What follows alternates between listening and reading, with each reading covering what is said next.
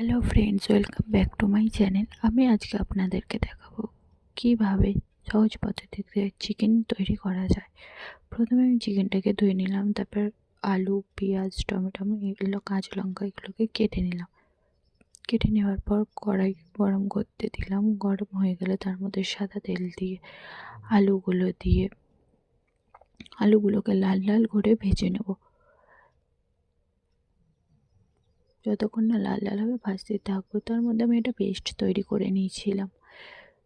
আলুগুলো ভাজা হয়ে গেলে তুলে নিলাম। তোলার পরে ওই তেলের মধ্যে কাঁচা লঙ্কা আর পেঁয়াজ কুচি দিয়ে ভালো করে নাড়িয়ে নেব। যতক্ষণ না লাল লাল হবে ততক্ষণ নাড়তেই থাকবো। লাল লাল হয়ে আসার পরে তার মধ্যে ওই পেস্টটি দিয়ে দিলাম। পেস্টের মধ্যে ছিল জিরে, টমেটো, পেঁয়াজ, কাঁচা লঙ্কা, রসুন, আদা। পেস্টটি ভালো করে কষাতে থাকবো যতক্ষণ না তেল ছাড়ছে। তেল ছেড়ে গেলে তার মধ্যে চিকেনগুলো দিয়ে দেবো। চিকেনগুলো দিয়ে ভালো করে মিশিয়ে নেব। মিশিয়ে নেওয়ার পর ওর মধ্যে হলুদ গুঁড়ো, জিরের গুঁড়ো, কাশ্মীরি লঙ্কার গুঁড়ো দিয়ে ভালো করে মিশিয়ে নেব।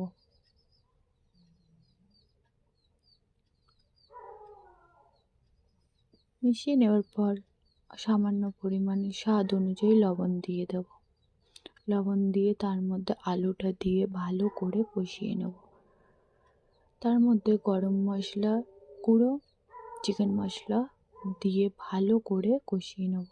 কষাতেই থাকবো, গ্যাসটা হালকা ফ্লেমে করে দিয়ে কষাতেই থাকবো।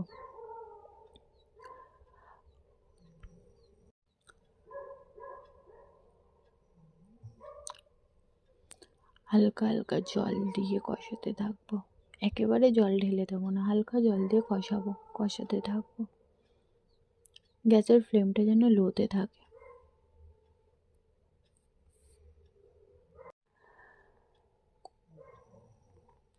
কিছুক্ষণ কষানোর পর তার মধ্যে জল দিয়ে দেবো।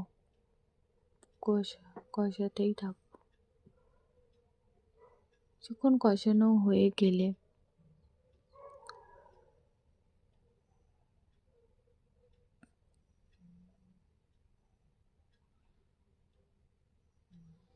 তার মধ্যে জল দিয়ে দেবো। পরিমাণ অনুযায়ী জলটা দিতে হবে মাংসটা সেদ্ধ হওয়ার জন্যে। জল দিয়ে আমি